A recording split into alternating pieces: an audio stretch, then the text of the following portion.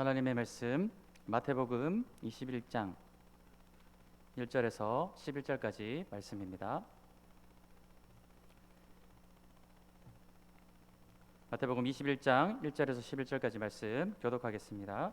그들이 예루살렘에 가까이 가서 감람산 벳바게에 이르렀을 때에 예수께서 두 제자를 보내시며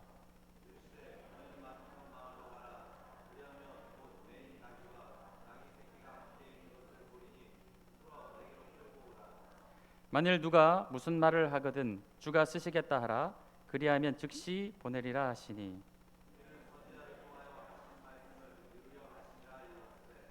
시온 딸에게 이르기를 내 왕이 내게 임하나니 그는 겸손하여 나귀 곧 멍에 매는 짐승의 새끼를 탔도다 하라 하였느니라. 나귀와 나귀 새끼를 끌고 와서 자기들의 겉옷을 그 위에 얹음에 예수께서 그 위에 타시니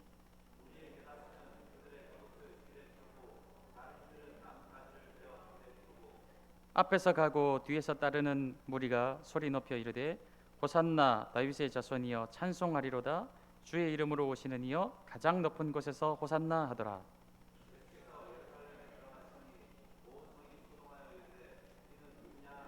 함께 하겠습니다. 무리가 이르되 갈릴리 나사렛에서 나올 선지자 예수라 하니라. 아멘. 제가 전도사로 이 사역을 하던 20대 시절에 한참 우리나라 청소년부의 연합 찬양 수련회가 대세처럼 유행을 하던 시절이 있었습니다.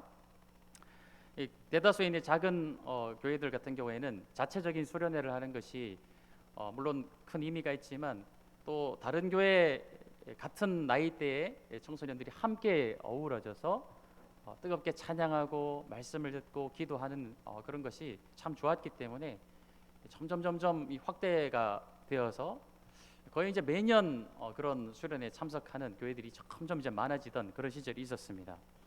저도 학생들 한 15명 정도를 데리고 사역을 했었기 때문에 물론 자체적으로 수련회를 할 수도 있지만 시골 아이들이었어요. 그 아이들에게 또 그런 청소년 수련회를 한번 경험해 보고자 시켜주고자 아이들을 데리고 그런 단체에 여러 번 참석을 했었습니다.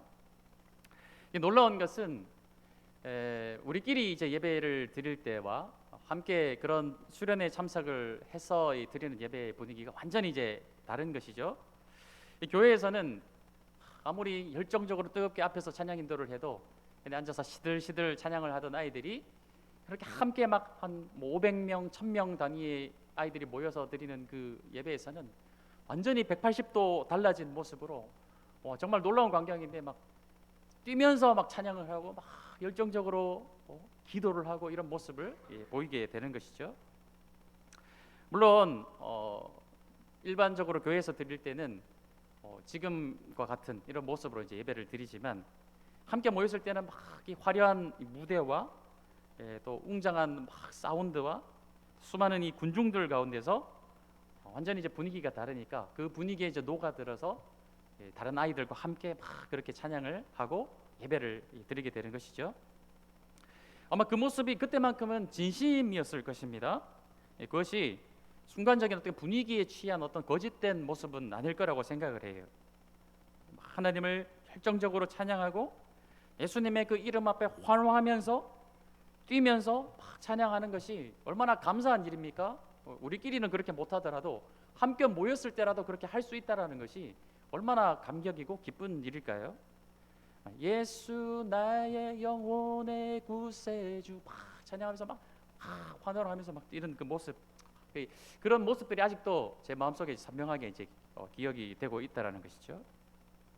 근데 중요한 것은 그렇게 이제 수련회를 마치고 나서 가정으로 돌아가고 또 학교로 돌아가서가 정작 사실 더 중요한 것이 아니겠습니까? 하나님은 그렇게 모여서 하나님께 열광하며 찬양한 자들에게 무엇을 말씀하시는가? 그래 너희가 나의 이름을 부르며 함께 그렇게 뜨겁게 예수 그리스도의 이름 앞에 환호하며 열정적으로 나아가는 그 모습이 참 좋은데 그런 우리들에게 무엇을 말씀하실까요? 이제 너희들이 가정으로 돌아가서 학교로 돌아가서 예수 그리스도의 모습으로 나처럼 살아달라. 예수님이 가셨던 그 길, 십자가의 길, 십자가의 복음을 들고 살아가는 삶, 그 삶을 우리에게 살아달라고 그렇게 함께 모여 하나님 이름을 부르는 자들에게 말씀하시지 않았겠습니까? 그렇다면 그렇게 하나님 앞에 열광하며 예수의 이름을 불렀다면 이제 그들의 사명은 일상으로 돌아가서 일하는 것이죠. 거기서 그렇게 함께 뜨겁게 예배했던 것처럼 나의 삶 가운데 뜨겁게 하나님을 예배하는 삶으로 살아가는 것, 그렇게 연결이 되는 것이 너무나도 중요하다는 것이죠. 우리가 생각하는 예배의 부흥이 있습니다. 열정적인 찬양하는 것, 열정적으로 하나님 앞에 뜨겁게 기도하는 것, 그런 것들을 다 꿈꾸고 계실 거예요. 이 모든 것은 어떤 방향으로 나아가야 됩니까? 그렇게 뜨거운 자리에서 어떤 방향으로 나아가야 될까요? 마땅히 우리의 일상 가운데서 예수님이 십자가를 지고 가셨듯이 우리도 그 십자가를 지고 나의 십자가를 지고 나의 복음의 삶을 살아내는 것, 그것으로 연결되는 것이 마땅한 예배의 자리에서 나의 삶의 예배 자리로 연결되는 것, 그것이 우리가 나아가야 될 방향성이라는 것입니다. 그런데 그 열정적으로 하나님을 함께 모여 뜨겁게 예배하는 자리에서 다른 어떤 목적이 있다면, 다른 어떤 계획이 있다면 우리는 하나님과 같은 자리에서 하나님과는 다른 곳을 바라보게 되는 것이죠. 오늘 말씀도 같은 자리에서 서로 다른 것을 바라보는 예수님과 군중들의 모습이 잘 묘사되고 있는 그런 본문이 되겠습니다. 3년간의 공생의 여정을 이제 거의 마무리하시는 단계에 와 있어요. 예수님은 이제 마지막 예루살렘 입성을 목전에 두고 계신 그런 상황입니다. 이전에도 여러 차례 예루살렘으로 이제 들어가셨어요. 또 선지자의 역할을 감당하시러 예루살렘에 입성하신 적도 있고, 제사장적 역할을 감당하시러 예루살렘에 입성하신 적도 있었습니다. 근데 이번에 마지막 예루살렘 입성은 왕으로서 예루살렘에 입성하시는 그런 장면이 되겠습니다. 그리고 이전과는 완전히 차원이 다른 예루살렘 입성이 되겠어요. 예수님이 공생애를 시작하시기 전에는 사실은 거의 무명에 가까운 분이셨습니다. 세례 요한과 함께 세례를 받으시고 하늘로부터 하나님의 음성을 우리가 딱 듣는 장면, 성령이 비둘기같이 하늘로부터 임하시는 그 장면 이후로부터는 예수님의 네임밸류가 완전히 달라지게 되었습니다. 무명에서 슈퍼스타가 되신 예수님이 되시겠다는 것이죠. 그것이 어느 정도였냐면은 2절에서 3절 말씀해 보면 이르시되 너희는 맞은편 마을로 가라. 그리하면 곧 매인 나귀와 나귀 새끼가 함께 있는 것을 보리니 풀어 내게로 끌고 오라. 만일 누가 무슨 말을 하거든 주가 쓰시겠다 하라. 그리하면 즉시 보내리라 말씀하고 계시죠.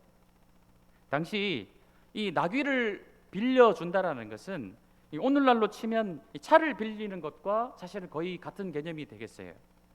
누가 와서 잠깐 우리 선생님이 당신의 차를 좀 빌리고자 합니다. 좀 주십시오 하면 선뜻 이렇게 키를 내어주시겠습니까? 요즘도 사실 쉽지 않은 일이 되겠죠. 그런데 예수님께서 쓰시겠다 하라 말씀하셨을 때 이 예수님이 그 당시에 예수님은 모르는 사람이 아무도 없다라는 것이죠. 누구나 다 알고 있고, 심지어는 얼마 전에 이 죽은 나사로를 살리시기까지 한 그런 놀라운 역사가 있었기 때문에 이제는 이스라엘 전역에서 예수님을 다 알고 있다라는 것이죠. 그런 예수님께서 이 나귀를 잠시 빌리고자 할 때 이 사람은 선뜻 나귀를 빌려주는 것을 우리가 보게 된다는 것이죠.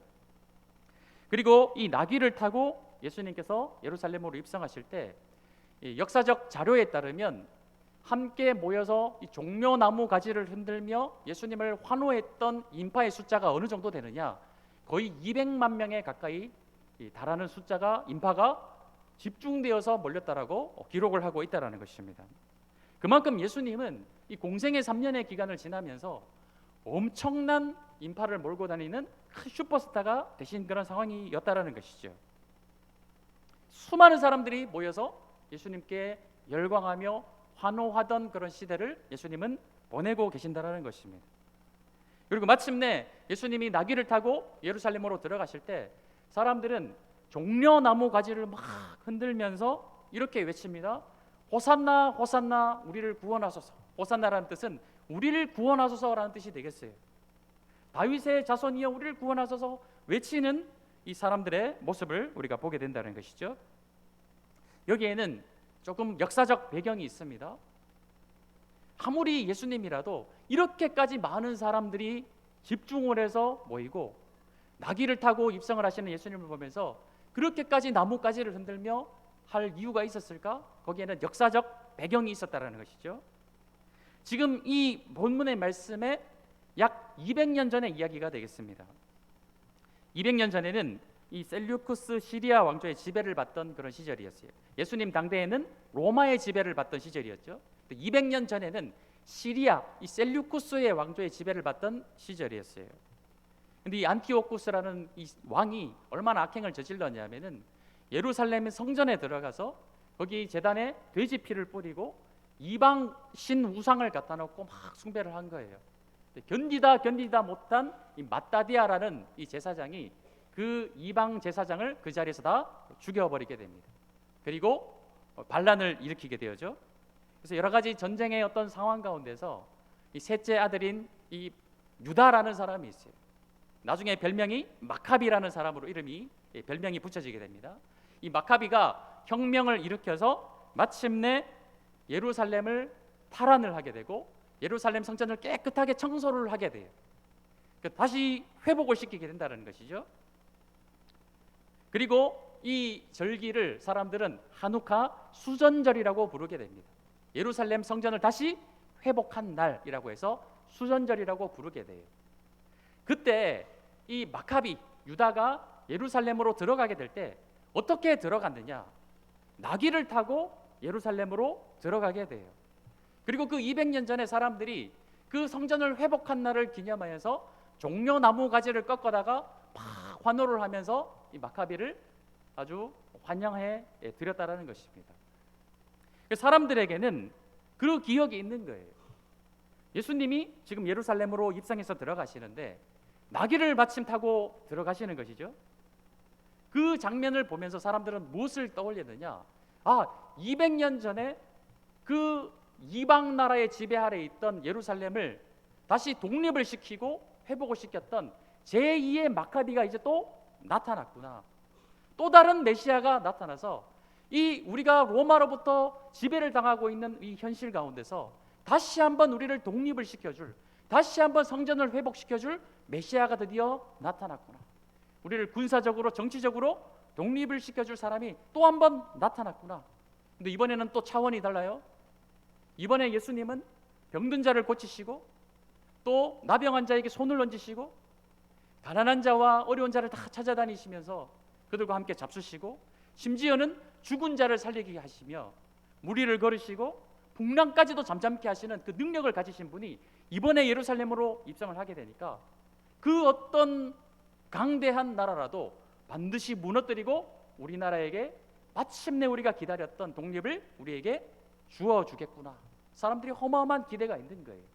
그래서 원래 종려나무 가지는 수전절에 흔드는 것입니다. 그런데 지금 예수님이 예루살렘에 들어가는 시기는 6월절이 다가오고 있던 그런 시기였어요.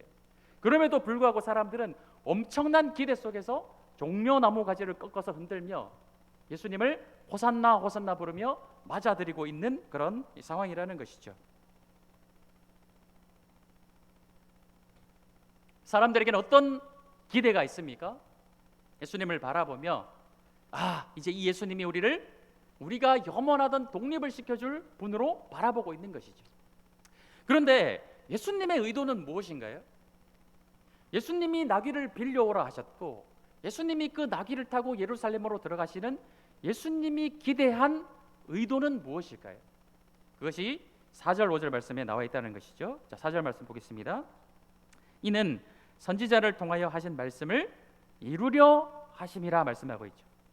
5절 말씀에 시온 딸에게 이르기를 네 왕이 내게 임하나니 그는 겸손하여 나귀 곧 멍에 매는 짐승의 새끼를 탔도다 하라. 두 가지를 말씀하고 있어요. 예수님께서 기대하신 나귀를 타고 예루살렘에 입성하신 두 가지 이유는 무엇입니까? 첫 번째는 구약 성경에 말씀하고 있는 그 메시아로서의 모습을 온전히 성취하시기 위함입니다. 예수님의 모든 사역은 자의적으로 하신 것이 아무것도 없어요.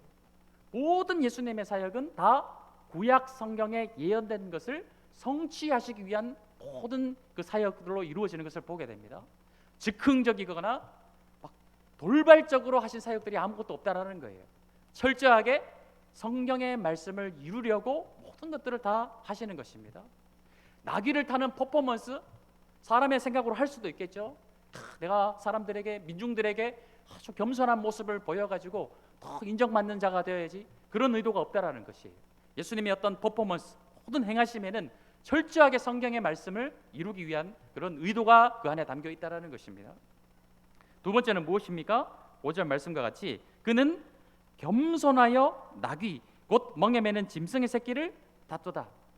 당시의 왕의 행차의 행렬은 어떤 행차일까요? 왕들은 큰 대로, 왕의 대로라는 것을 다니던 것이 당시의 왕들이었어요. 그리고 그 왕의 대로를 다닐 때도 다 어떤 것들을 타고 다닙니까? 요즘 이제 대통령들이 아주 뭐 경차를 타고 다니지 않지 않습니까? 아주 유명한 나라의 뭐 왕들이 그런 것들을 타고 다니지 않아요. 근데 예수님은 오늘 말씀과 같이 다른 이방 왕들이 타는 막 백마, 여러 말들이 끌고 다니는 그런 큰 어떤 수레, 이런 것들을, 전차 이런 것들을 타고 입성하시는 것이 아니라 그 당시에 탈 수 있는 것들 중에서도 가장 낮은 것, 천한 것, 바로 나귀. 그 나귀 중에서도 나귀의 새끼를 타고 입성을 하시는 거예요. 그 이유에 대해서는 바로 겸손하신 예수님, 겸손의 왕으로 이 땅에 오신 예수님이시라는 것을 바로 보여주시기 위해서 그렇게 짐승의 새끼를 탔다라고 말씀을 하고 계신 것이죠. 예수님의 의도는 무엇입니까? 예수님이 이 나귀를 타고 예루살렘에 입성하시는 이유는 철저하게 다른 의도가 없는 거예요. 하나님의 말씀을 성취하고 겸손의 왕으로 이 땅에 오셨음을 보여주시고, 그리고 그 길 끝에는 십자가가 있는 것입니다. 예루살렘으로 입성하시는 이유는 그 로마라는 나라를 전복시키고 그 땅을 정치적, 군사적으로 독립시키기 위함이 아니라 영혼의 구원자로 이 땅에 오셔서 죄와 사망의 권세 아래서 신음하고 있던 이 백성들을 근본적으로 해방시키기 위해서 그 예루살렘 땅으로 들어가시는 거예요. 그 길 끝에는 십자가가 있는 것이죠. 예수님이 기대한 의도는 바로 십자가의 길이었다는 것이에요. 그러나 사람들이 기대한 것은 무엇입니까? 사람들이 바라보고 있는 것은 예수님을 향하여서 이분이 200년 전에 그 마카비아와 같이 우리를 독립시켜줄 그런 메시아로구나. 같은 자리에서, 그 열광적인 예배의 자리에서 서로 다른 곳을 바라보고 있는 예수님과 군중들, 제자들의 모습이 상반되어 나타나는 장면이라는 것이죠. 그리고 호산나 호산나 외치는 이들의 그 외침도, 이걸 우리를 구원하소서, 우리를 구원하소서 그 의미지만 그 구원이라는 의미조차도 예수님이 생각하시는 구원과 이들이 외치는 구원은 완전히 다른 것이죠.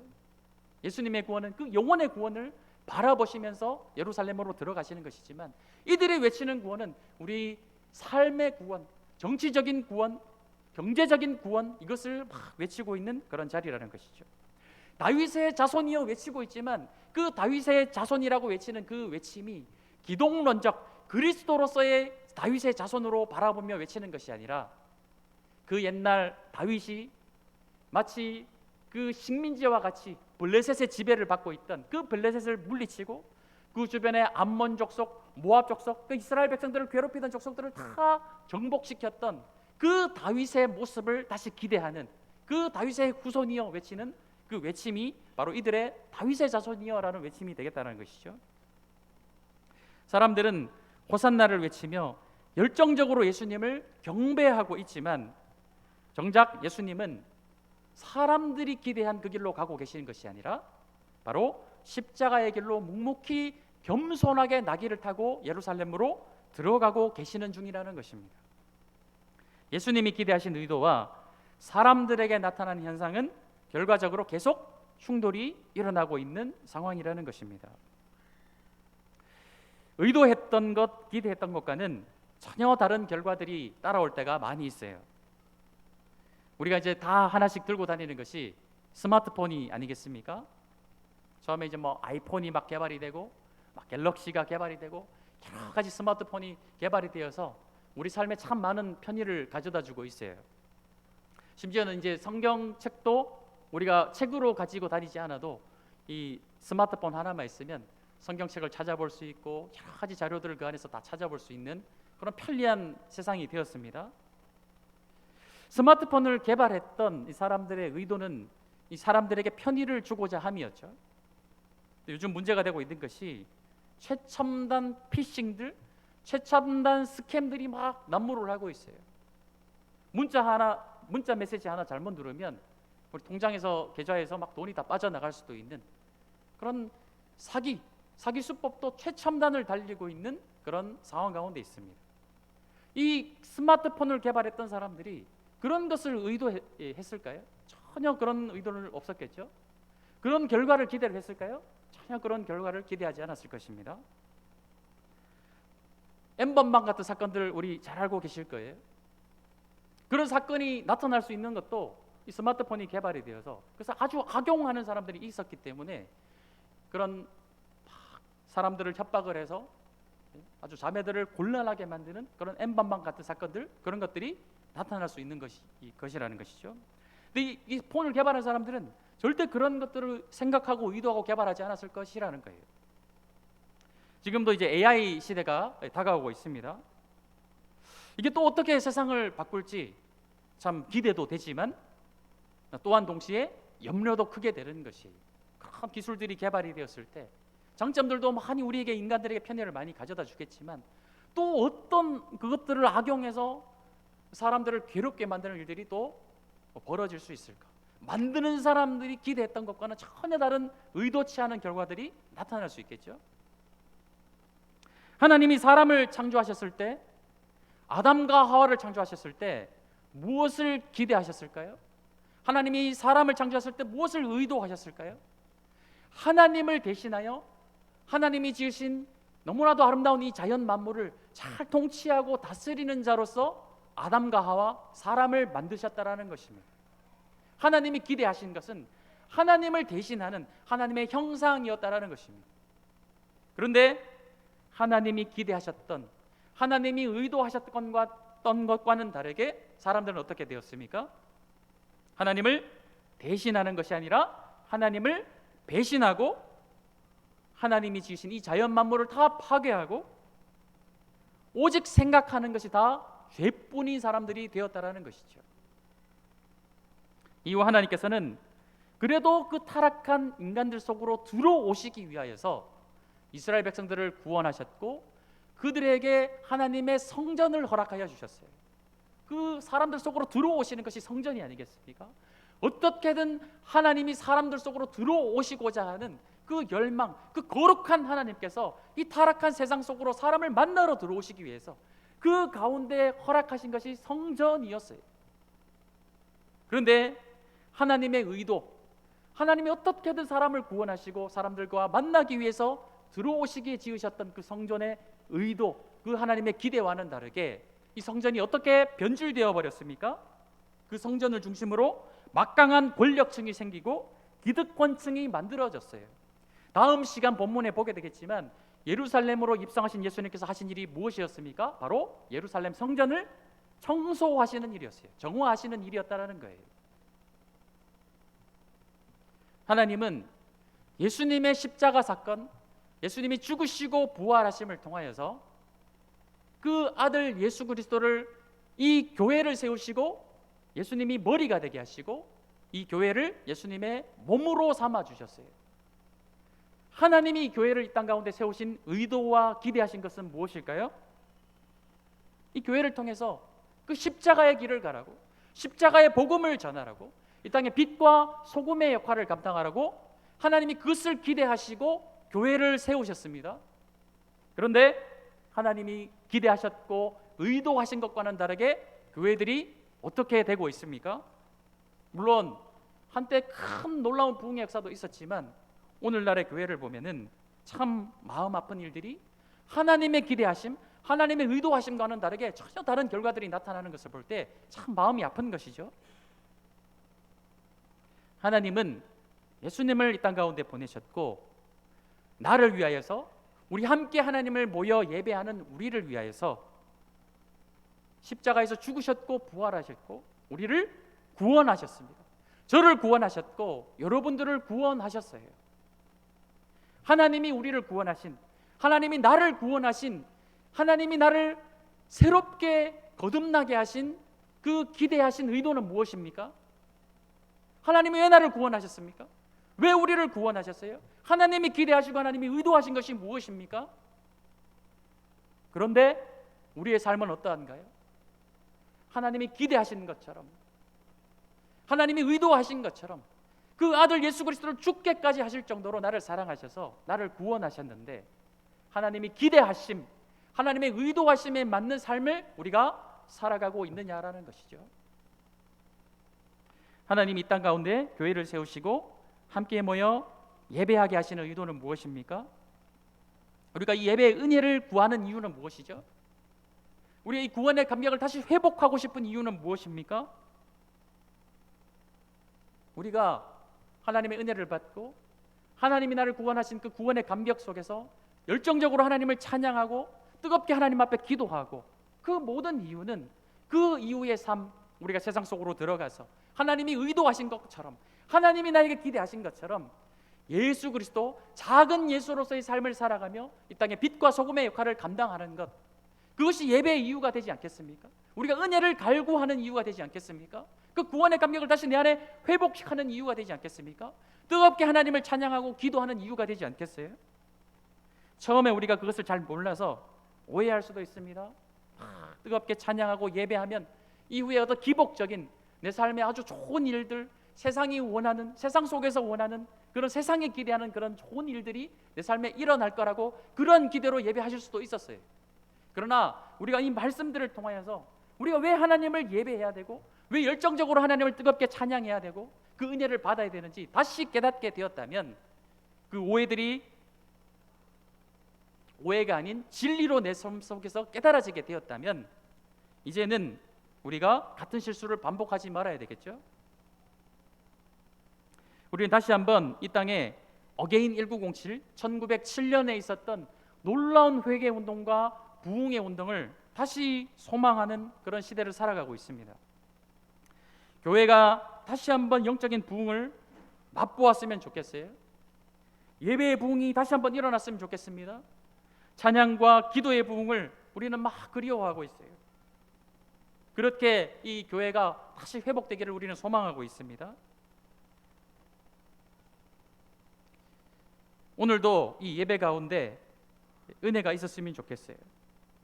또 우리 삶 가운데 하나님이 늘 함께 하시는 것을 체험하는 삶을 살아내시기를 소망합니다. 그런데 그렇게 뜨거운 그 부흥, 1907년에 있었던 그 놀라운 부흥, 그 부흥을 우리가 꿈꾸고 기대하고 소망하면서 우리가 지금을 살아가고 그런 예배를 막 기대하고 있는데 그 자리에서만 머문다면, 그 예배 감격, 뜨거운 막 호산나 호산나 외치는 그 자리에서만 우리가 머물고 있고 그 이후에 우리의 삶이 십자가의 길로 이어지지 않는다면 오늘 본문 말씀에 나오는 같은 자리에서 예수님과 군중들이 다른 꿈을 꾸었듯이 예수님은 그 열광적으로 호산나 호산나 외치는 자리에서 십자가의 길을 바라보고 계시는데 사람들은 예수님이 바라보는 십자가의 길을 바라보는 것이 아니라 자신들에게 번영을 가져다주고 자신들의 세속적 소망을 이루어질 그 길을 바라보고 있다면 우리는 또 다른 길을 바라보고 있는 그런 사람들과 같은 실수를 하는 것이죠. 우리가 뜨거운 예배를 회복해야 되는 이유는 이후에 그 예수님이 가셨던 십자가의 길을 따라가는 것이에요. 하나님이 나에게, 우리에게, 가정에게 원하시며 기대하시는 것은 무엇입니까? 가정의 예배가 회복되어야 되고 함께 모여드리는 이 예배 막 뜨겁게 기도하는 것, 찬양하는 것 다 마땅히 회복되어야 돼요. 그러나 그 이후 하나님이 우리에게 기대하시는 것, 그것은 우리가 살아내야 될 길, 바로 십자가 복음의 길인 줄로 믿습니다. 그것으로 이어지지 않는다면 우리는 호산나를 외치며 200만 명 가까이 모여가지고 나귀를 타고 예루살렘으로 입성하시는 그 예수님을 바라보며 다윗의 후손이여 나를 구원하소서, 그 현장의 자리에서 더 한 걸음도 나아가지 못하고 떼지 못하고 있는 그 군중들과 똑같이 살아가게 되는 것이에요.